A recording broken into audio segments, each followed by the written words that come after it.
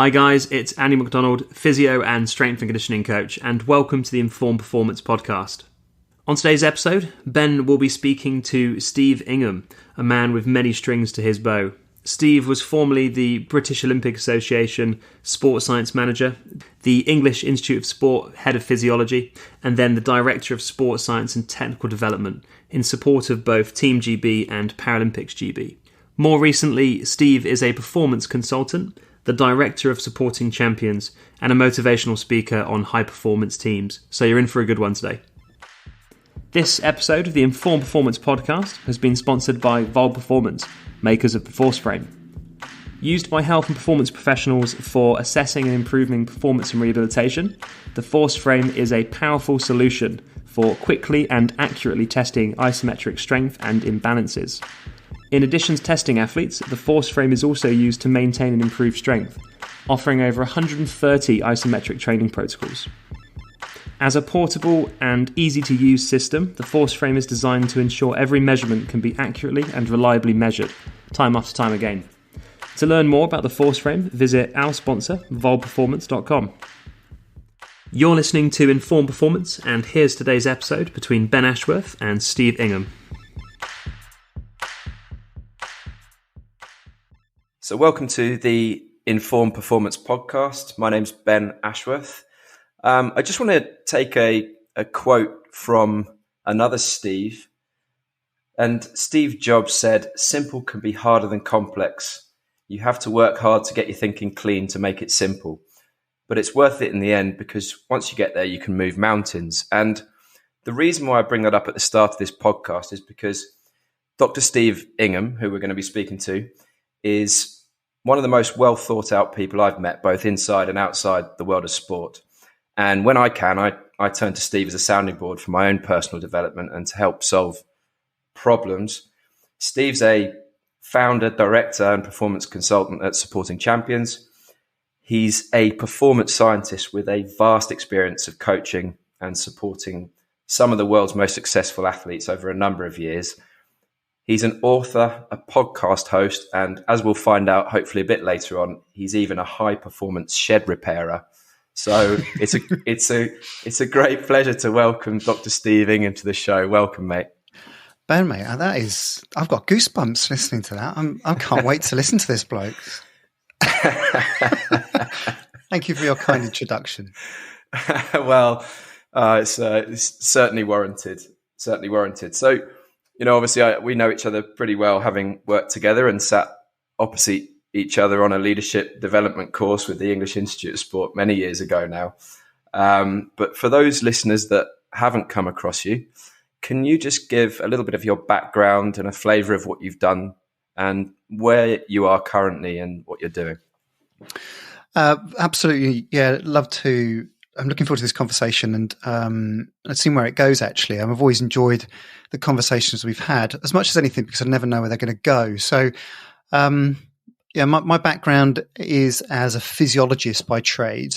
So blood, sweat, tears, urine, whatever I can collect and put it in an analyzer. I was with the British rowing team, I guess in the days where they were the only good athletes in the British system. And that's not me being harsh. That's relatively factual. So Redgrave, Pinson, really powerful, formative influences on my background. And the word I would use was journeyed with them through to the Sydney Olympics, to the Athens Olympics, and that was at the British Olympic Association. I went to the Athens Olympics as the sports science manager, so I was sort of leading the sports science operation for the British Olympic team then. And then I guess at that point, the English Institute of Sport was very much sort of taking over the provision of sports science and medicine support and stepped onto that bus as head of physiology and then the director of science. So I guess from 2009 onwards, although I'd led the team to Athens, there was hands-on work with athletes, but it was also leading teams and I guess making sure that we're doing whatever we can to make sure that we're putting good work in front of athletes, that quality assurance piece, but also how we develop people and lead teams. And for me, the interesting leadership challenge there was going from the London Games to the Rio Games, where winning more medals after hosting was perhaps one of the most compelling leadership challenges that I've worked on. So that's my background. I've got two girls. I'm a devoted husband. I live in the middle of England, even though I was raised by the coast. So that's kind of my personal background too. And where are you at right now? Where's this journey led to? So after the Rio Olympics, I set up Supporting Champions, and that was, I suppose it was an organic step, but it was something I'd been quite deliberate about making my own, setting up my own company, setting my own destiny in some ways. I love working within the Olympic system and the English Institute of Sport, but I've always had this sort of entrepreneurial streak, whether that's selling homebrew as a 15-year-old to people going to the school disco, probably it's a little bit illegal. I don't know, but I've always had this sense of trying. I don't do that now, by the way. Stand around selling homebrew to kids. I don't do that. That sense of, oh, we could go over there, we could go over here. Well, that's interesting because, and I think that creativity in my mind has stood me in really good stead as an applied scientist, where I don't necessarily want to just conform with the known literature or concepts. I want to look at the standard deviation rather than just the mean. And when confronted with a problem, that's when I tend to thrive. And I wanted to try and see how it would go in setting up our own business. And so I wrote a book, How to Support a Champion, in 2016, and that seemed to catch on a little bit. And that precipitated an interesting challenge of people knocking on the door and saying, so we've read your book, we run a business, we'd like to hear more. And whether that's talks or developing teams, and transferring the performance principles that we've learned so much about in elite sport and transferring those to different worlds, whether that is in education or in business, in different cultures around the world, or other organizations and institutions, to see what might work. And so that's what we've been doing for the last 5 years. And it's been incredible. So we've absolutely loved it, learned so much about actually running a business as well. But I've also learned from some incredible people who we would absolutely take for granted, who might be running a business or a CEO, grafting away, traveling the world, who are just as high performing as any Olympic athlete I've ever worked with. That's really interesting. And often the parallels from elite sport are, translated into the sort of corporate and business worlds. Is there some stuff that you've picked up that goes the other way? Working with these companies and solving their problems, or being invited in under the hood, have you come across some things there that have influenced the way you think about maybe how you would go about working as a practitioner now back in an elite sport context? Well, actually, I think probably the biggest realization is that I had this quite blinkered view that everything that goes on in performance sport is high performance, and it's not. That's certainly something I've observed at different tiers within the system as a practitioner within a team, managing teams, leading teams, and kind of executive reporting to government level.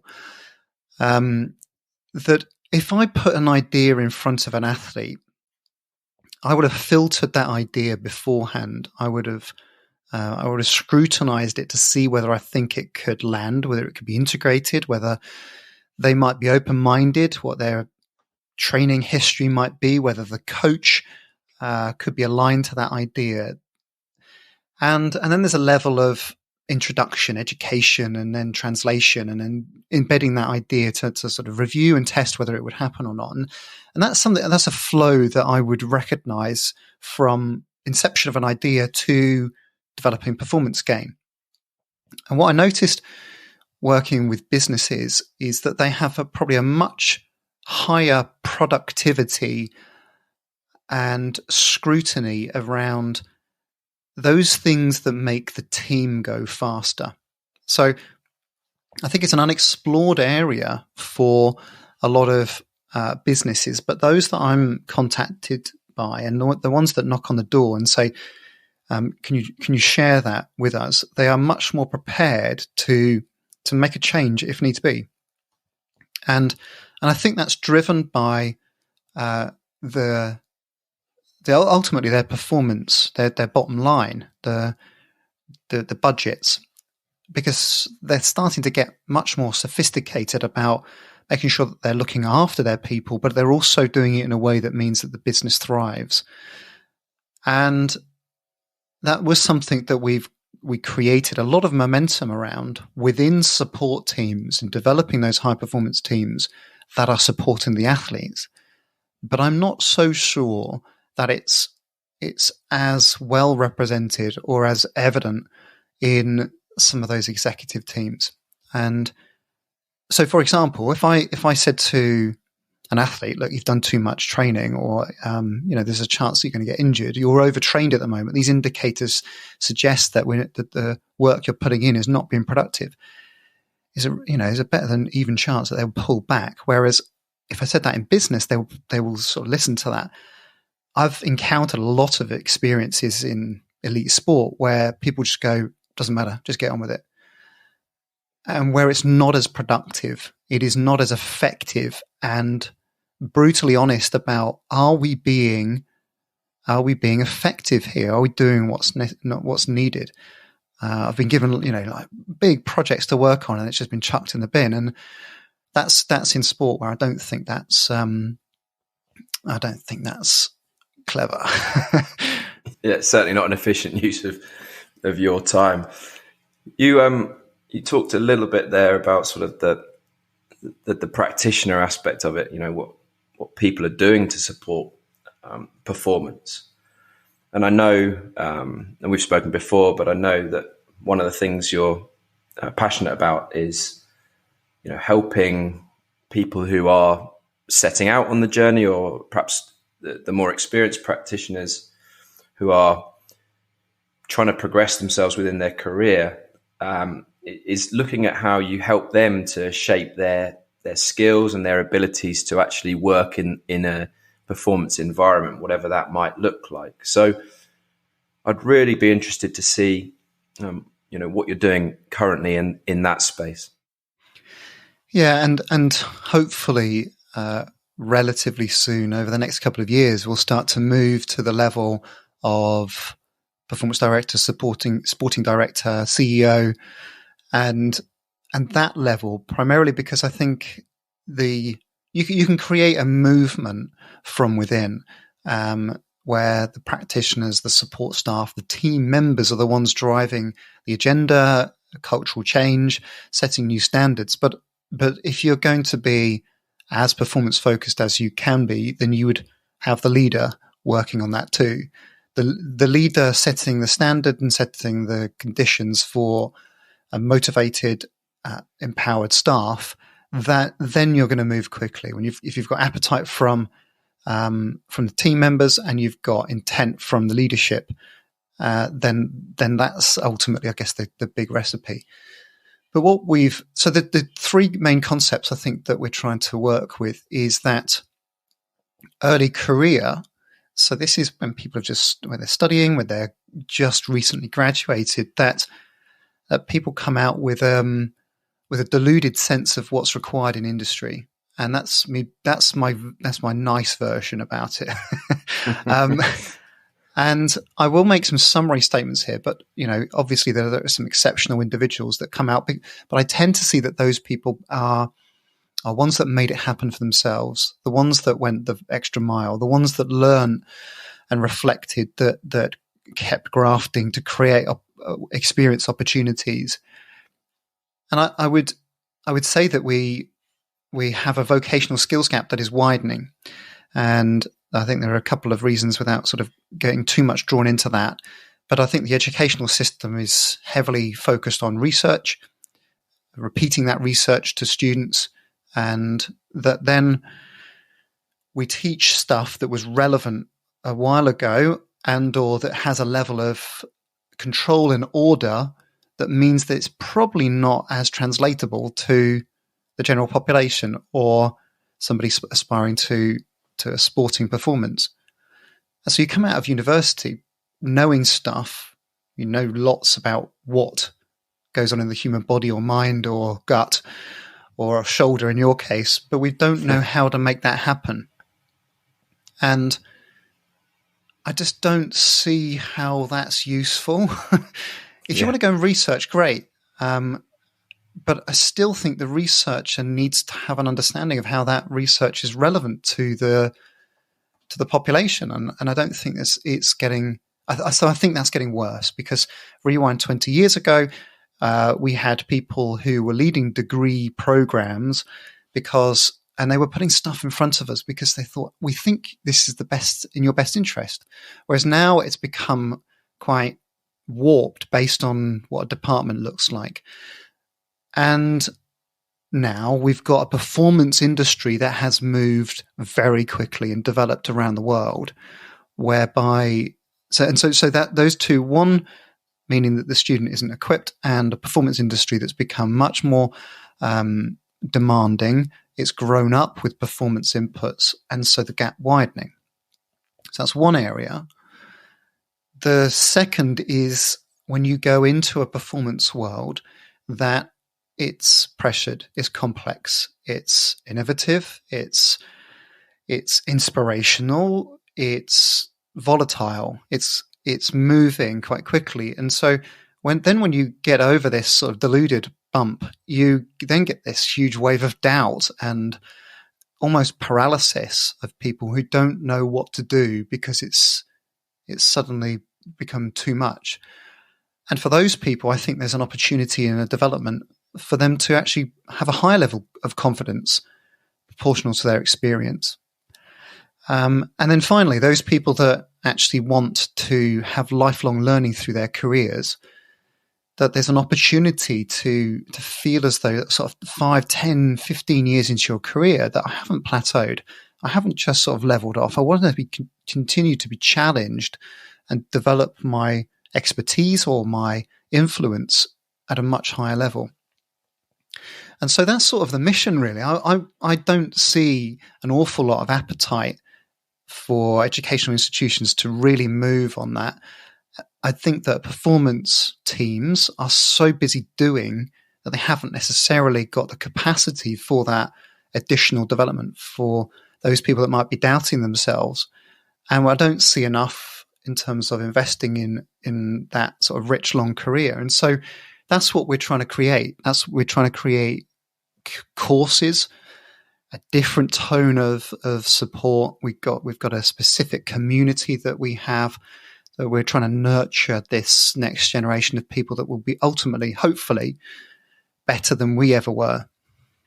I think that makes me think about the sort of the issue around this transfer of what we learn into the application of and what we do, and it's something that you can read papers, you can go on courses, your more formal courses, but when it comes to actually having an impact on stakeholders, coaches, and players primarily within an environment, or athletes, if you're in a sporting context or an environment there.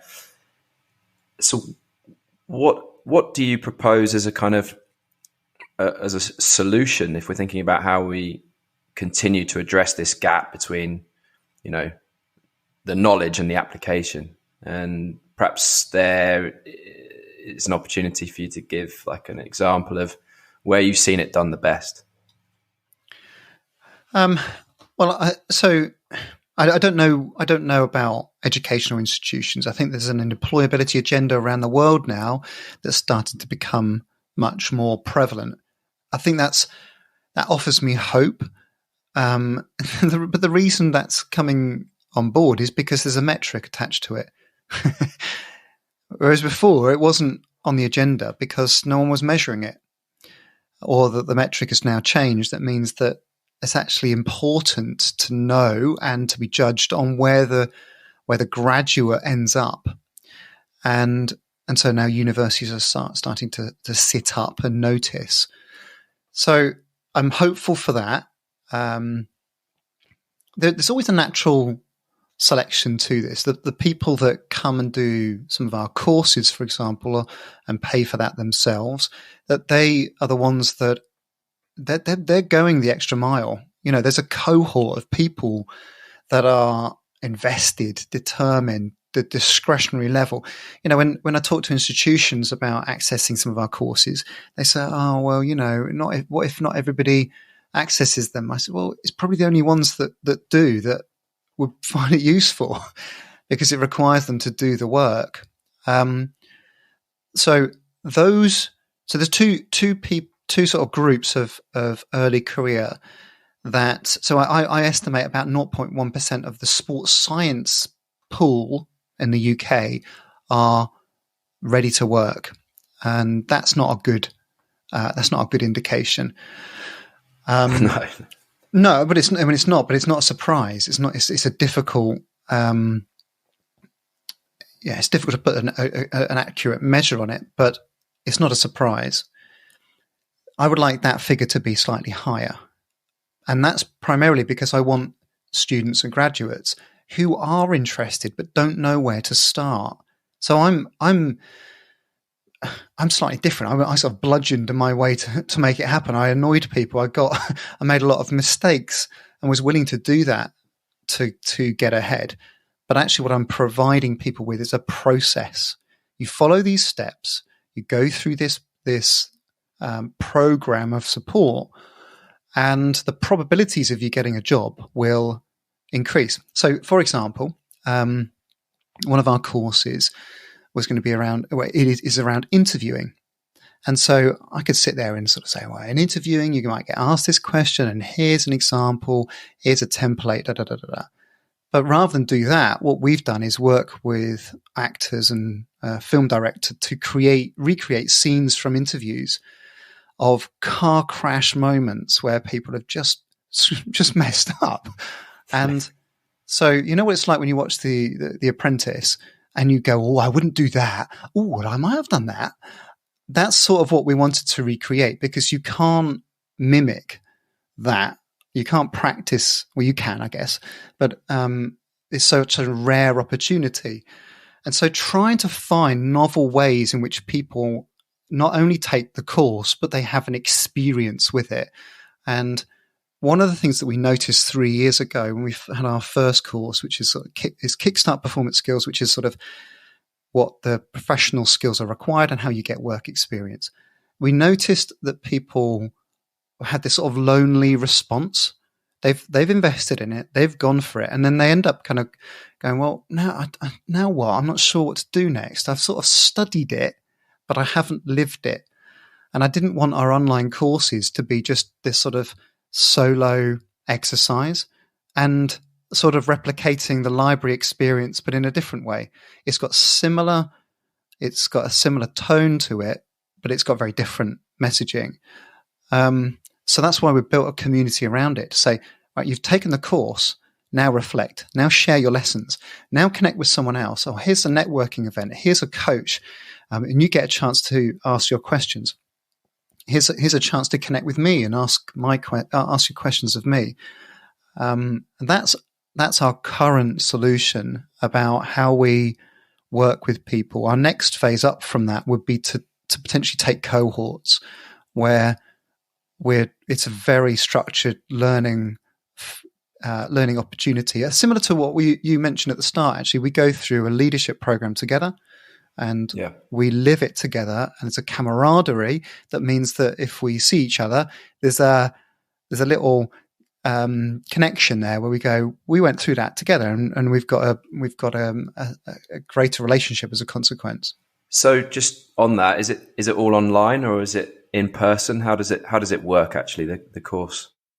Well, yes, and at the moment it's all online for students and professionals that can access that, and that is as much driven by the pandemic. But we were doing virtual team development before the pandemic struck, and that was simply from a practical point of view, but also we could see an opportunity to be quite innovative in that space. So, for example, if we were working with a business and developing their team, is that rather than it being, say, 2 days out, team-based development, then it could be 2-hour bursts. Rather than it being constrained by the home, that we celebrate and utilize the home. So you're actually developing deeper empathy because you're able to do some exercises with the environment that you're actually based in. And so there's a few things that I think that a lot of teams could spend a lot more time on in this virtual world. And one of those being empathy, psychological safety, team norms, for example, that we develop with our online community. But also, that is such a powerful thing to do for any team, where you're creating a higher level bond between individuals and relationships. So that's kind of I guess that's one of the bigger parts of our work, where we'd work with teams like Google and Discovery and A.T. Kearney, where they're performance focused and they're willing to have the conversations about how they get on, because they want to drive forward. They want to move forward. What does that itself actually look like? You know, how do you create that kind of psychological safety? How does that interaction take place? What does it look like? Well, we could get into the weeds on this one, but so excuse me a second. So we talked about sort of the leader and the movement or the team members. It will often be bespoke designed based on who's driving it. So what we don't tend to do is work with a team to say, oh, here's our off-the-shelf training session. Here we go, follow it, and everyone's lovely. We would tend to design it specifically. But you know what, Ben? This is just me using our performance brain and our performance thinking and our performance habits. We would never take an off-the-shelf product and method and just plonk it on an athlete. We would tune it. We would develop it. We would make sure it lands in the right way with an athlete. So we're talking about behavior change here. And so behavior change requires you to be developing the motivation for change first and foremost. So you can't just go in and go, you need this, you need that. There has to be an aha moment where people go, you know what, I need a bit of that in my life, or I'm guilty of that, and we should be doing this. And part of my messaging around this, a little bit around how I wrote How to Support a Champion, is me putting my vulnerability and open, honest thoughts front and center as to all part of our work. I haven't got the answers. In fact, actually, I've really worried about whether I'm doing the right stuff or not over the time, because ultimately that means that other people can see that they can lower the facade and lower the barrier so that they can have a different type of conversation. And then something like team norms is one of the things that most teams will need to develop in any scheme of work, where you're setting the standards of behavior so that you can collectively work to that. And it's something that a lot of teams do, where they go, oh, let's have a team away day, right? What's our charter? And they will go off and brainstorm and come back and some lovely looking stuff. And then it gets binned. And so we work with teams to develop those norms, not just on a single day, but it tends to be repeated work as to, well, let's form those. And there's mechanics about how you might do that. But you've got to sign up to it. You've physically got to sign up to it, not in blood, but, as in, if you don't agree, say, and can we actually achieve that or not? And so that's the sort of formation of the norm, which a lot of people do, but they don't all sign up and agree to it. And then the third layer is, so what?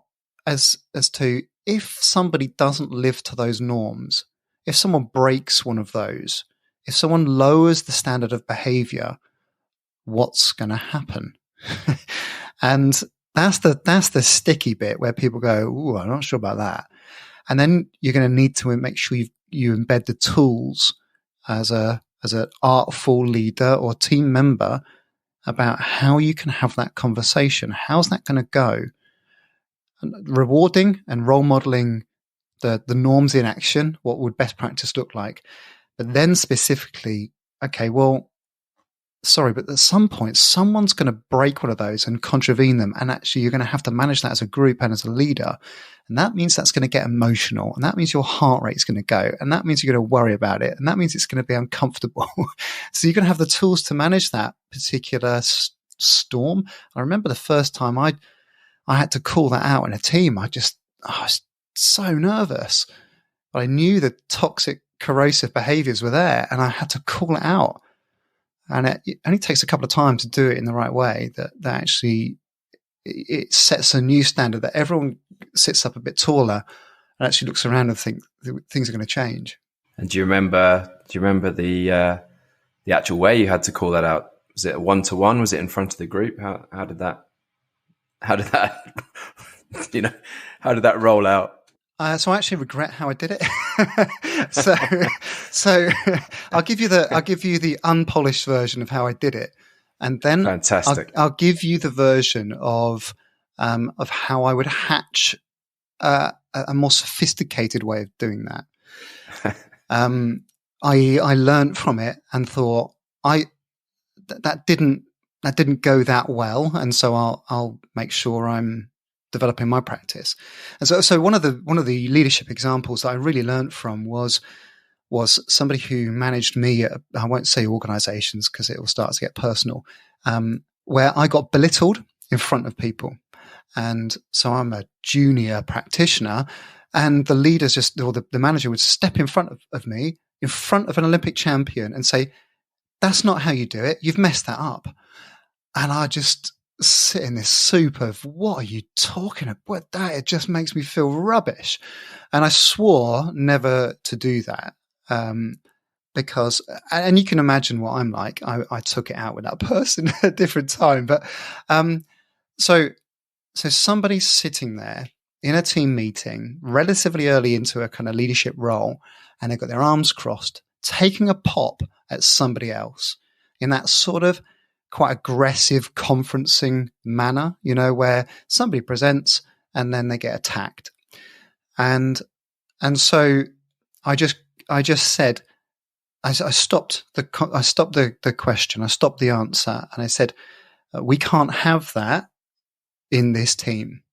That type of behavior is going to mean that we're all blocked, we're all inhibited, we're all going to sit back, and we're all going to attack each other. And so I called that out with that person, and whilst I did it in a reasonable way, I pounced on them. And so my learning from that is that relatively early in a leadership management role, I had to be communicating the standards that I expect. This is what I expect. This is what you'll get from me. And if you don't like the way I work, if you don't like a scheme of work, you get to talk to me about that. That's me being open and creating a safe environment for mistakes can happen.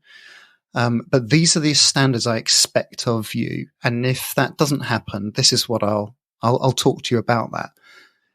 That's one phase. The second phase is if you've got your sort of problem children on the team. That sounds a bit condescending, sorry.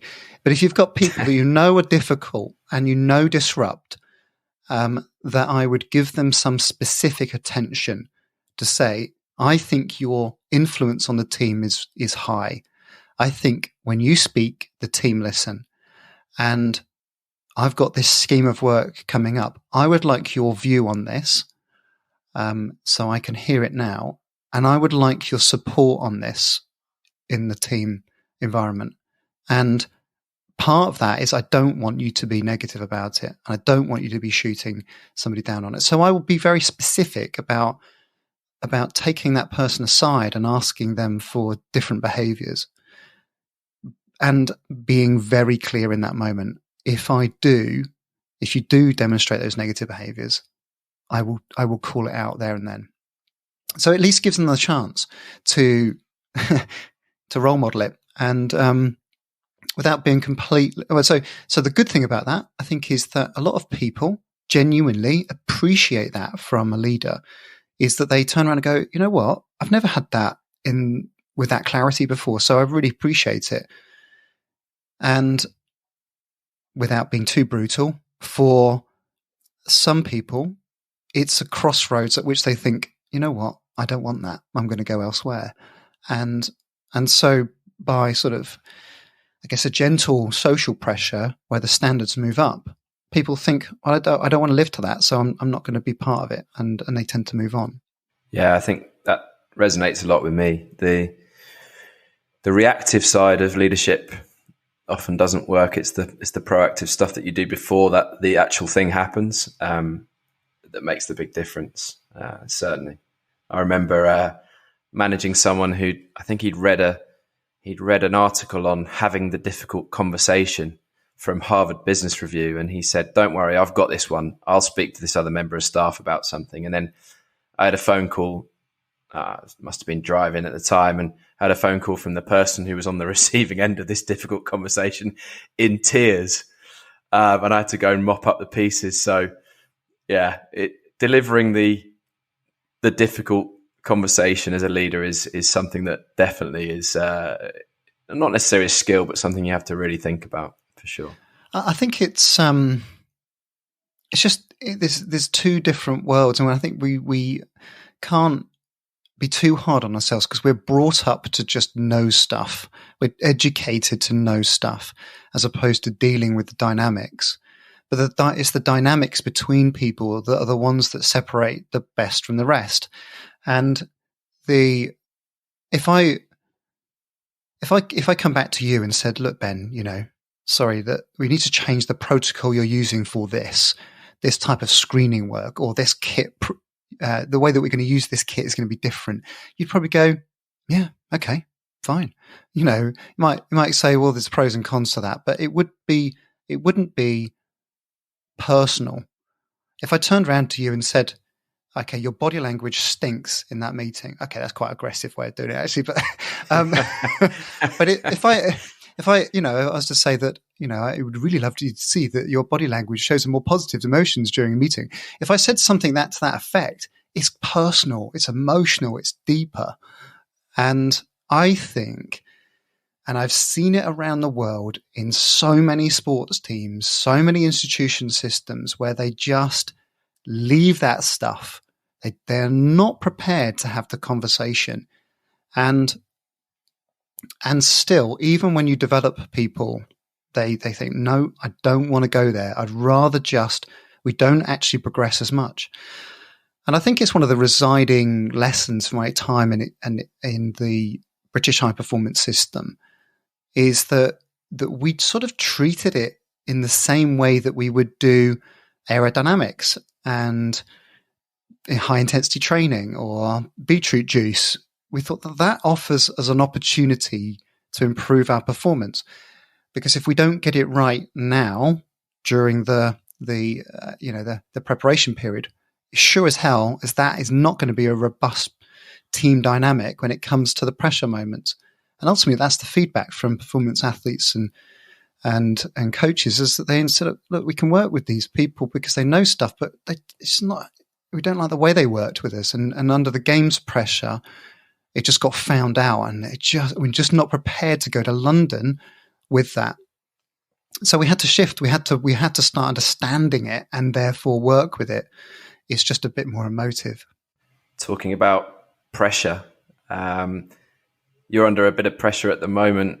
You've sort of started out on a new initiative, setting up a YouTube channel as part of the Supporting Champions thing. In fact, the other day I was trying to watch the YouTube channel whilst running around Prague, which wasn't the best the best idea, or perhaps what the resource was meant for. But talk to me about the YouTube channel and why that's there and some of the difficulties you've had in setting that up. Yeah, it's a good question actually, because it's not something that's straightforward. I jumped at, and I'm still picturing you watching it with VR goggles on or something. But so I am on a mission to create material content that will bring performance thinking to a wider audience. That's my mission. I guess that's what I want to commit to through supporting champions. And this started. So without going right back to the beginning of time, I used to get asked to come and present around the world, international conferences, about performance determinants, the way in which you might use mathematical modeling to understand what's important for an event or not. And as I started to move into this idea of personal performance and how we actually deliver our professional skills, I just sort of threw a couple of slides in at the end to sort of say, this is probably more important than the stuff I've just talked about for an hour. And more people would ask about that. And that then led me to blogging about it. That led me to writing How to Support a Champion. It led me to starting up our own podcast, creating content that can help and support people with that spirit of, I haven't got the answers, honest, open, vulnerable, let's explore this together. And so at every point of a blog, a book, a podcast, I've thought, this is a stretch for me. I'm not sure whether this is good.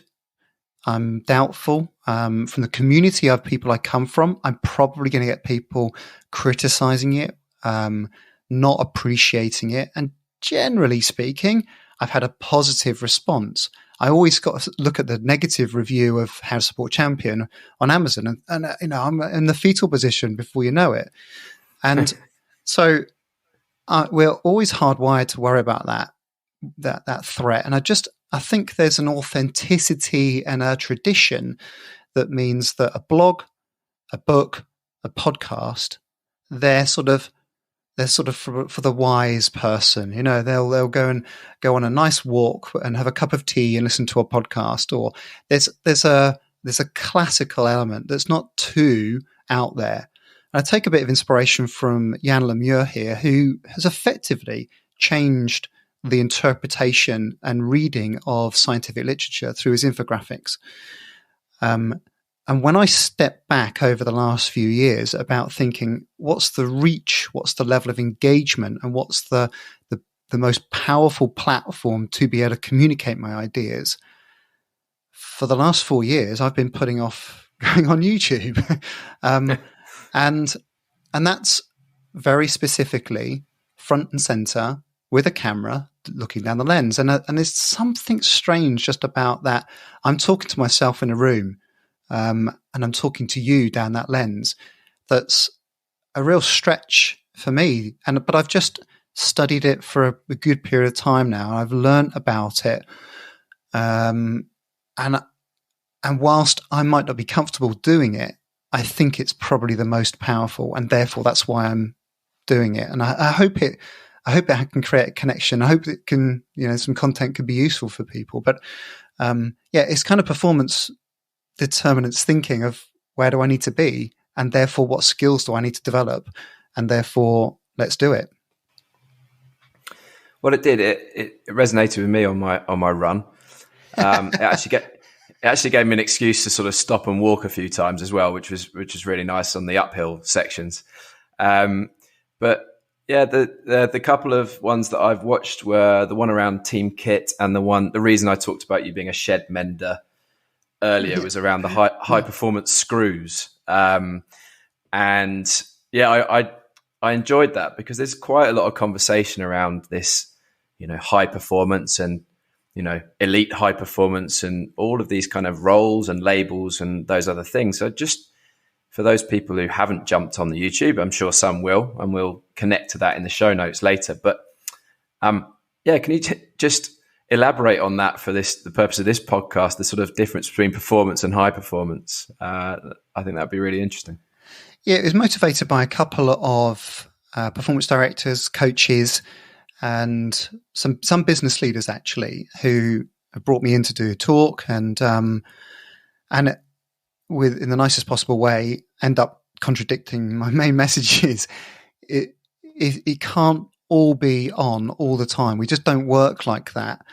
And to think that an Olympian is at their most powerful all the time, all year round, is not the case. I think this is a separate topic in terms of sustaining performance, and I know obviously your work in team-based sports and so on is another quandary. Working with the Royal Ballet on this, that they have to turn out show after show after show, and that's a different way of working. But genuine high performance, if we're going to be fussy about it and understand that to give our absolute, deliberate, intentional best and be right here, deeply focused on being at our physical, mental, emotional best, that cannot happen all the time. And so if we band about this idea of performance and high performance, then to me, the differentiator are that you are operating at an exceptional level or under exceptional demand or circumstances. And so I would say an equivalent would be that's relevant that our healthcare staff, nurses and doctors are operating under exceptional circumstances. They are delivering high performance as they care for people during the pandemic. And that's a good example in the sense that they cannot keep that up for too much longer because they're burning out. They're delivering a high performance under exceptional level, exceptional circumstances. But if they keep going, that they'll burn out, and they have to invest in renewal, recovery to be able to support that. So I think these concepts that I'll try and share, some will be detailed about why do you do this, why do you do that, why might you eat that, what training's better for you under these circumstances. I just wanted to sort of set the scene as to, I guess, what is high performance? How can we reframe when we're at our best, but also do it in a way that's a bit healthier and it doesn't create this intensity and spiraling where people feel like they're in a relentless environment. When you've got really high challenge and low support in an environment, it's relentless. And I want to try and create some content that make people think differently about how they create performance and actually invest in themselves a bit more. Yeah, actually the bit that struck me was the sort of management of self in a performance environment. So, when you're at games, you need to focus on making sure you sleep well, making sure you manage your energy to be able to work at that high performing level as a member of the support team. That definitely resonated with me. Yeah, good. Well, we've got a few more coming up. So we're sort of creating a tranche of them in line with the Olympics, and then we'll try and find a rhythm that might be, say, once a week or something. So I also noticed that with blogs and podcasts and so on, that it's a relatively passive media. And so what I've noticed with YouTube already is that people are prepared to comment and make suggestions. And you know what? That's the way I'd love it to be, actually. Get involved in a conversation. So I'm intrigued about how YouTube might evolve and develop, but I can only see it growing as a platform to create content for. Steve, you've mentioned, this kind of systems thinking, determinate performance. How can people actually use that? I think that it's something that you actually have to develop over a longer term. So it's not the sort of thing that you can probably just suddenly introduce and then it's up and running. I think there are a couple of key elements to that it needs to be generated from within. So you need to create a case for that and have those sorts of conversations about understanding. I'm really inspired by I think Baroness Sue Campbell brought this into the high performance system in the UK. I think she stole it from Michael Schumacher's chief engineer, and I don't know where he stole it from. So it's a hand me down, but it's a good one. is why guess when you can know? And that part of that speaks to data and understanding, so that it starts to cut through the opinion of the highest paid person on the team. We'll all sit there in team meetings, and the conversation will start to rumble, and everyone will have their say, or some might not actually. And then it will rest with the person who's got to make the decision, and they speak, and then everyone goes, "Oh, I suppose I agree," as opposed to what's the evidence say? What's the best case scenario? Let's make sure we're having challenging views on the table. So I'd say it needs to come from within. The bit that we've provided that I think is, I guess it goes to another level, is where you have some sort of external audit. And I've gone into a club, and you spend several days, at least, preferably several weeks and months, with a club, observing, quantifying, asking questions. And so you have a clean external view. And the reason I say this is that whenever I've commissioned those with teams, whenever I've needed an external view, there's always a cleanliness to it. There's always a objectivity where a lot of the stuff exists, but you're not prepared to write it. That history, that bias that accumulates in a team. And then that's where you probably need to have conversations about the tactics you're using, the preparation methods, the intelligence that you're gathering, what innovation are you developing and working on, how the team works, and what the culture is in an operation. Those would be the 5 key areas that I would work with on a team, or report on, for example. And then I think that the next phase would then be actually starting to collect some data, some information to substantiate some observations. And you can do that in various different ways. But undoubtedly, the determinants of performance thinking was probably one of the most powerful methods that we introduced in the British high performance system, that ultimately probably got warped into this idea of marginal gains. But it's ultimately stuff that's relevant, and are we getting good at it? Rather than just thinking about aerodynamics, drag, and pedal power, we're talking here about all aspects of things that could map to or enhance performance. And so you could have the best innovation team, but if culturally you haven't got the right conditions, or the team's not prepared to scrutinize that appropriately, then those are parts of the jigsaw that mean that the picture is incomplete. It doesn't happen. So it's just a bit of a rough summary as to how you might go about it. Steve, I could continue this conversation for a long time, but I'm mindful of your time, and I've thoroughly enjoyed the chat. Where can people reach out and find you? Well, our website is supportingchampions.co.uk. You can look me up on Twitter at Ingham_Steve. And I'm always up for a conversation. I'm also on LinkedIn if people want to connect, but the website's probably the best place to start. Oh, and on YouTube. Yes, exactly. In the show notes. We will link to the show notes. We'll link to the books, and of course many other things, including the website and the YouTube channel. And I just advise and recommend that you sit down to watch the YouTube channel. You don't try and do it when you're on a run. I think that's the best advice I can give. I'm gonna make a video that's unlisted that just says, "Go on, Ben, you can do it." Go on, son.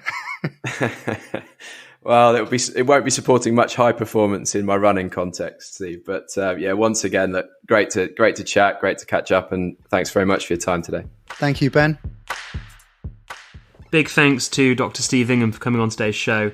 Just like Ben said, I could carry on listening to this conversation with Steve quite happily. If you enjoyed today's episode, then don't forget to subscribe to the podcast. It makes a disproportionate difference to the success and longevity of what we do, so please hit subscribe to support us. If you'd like to click through the mentioned links from the episode, then head over to informperformance.com for the show notes. Don't forget you can also contact or follow us on social media at Inform Performance for Instagram or at Inform Pod for Twitter. I hope you enjoyed today's Inform Performance episode with Ben Ashworth hosting. Catch us next time for more performance and sports medicine insights.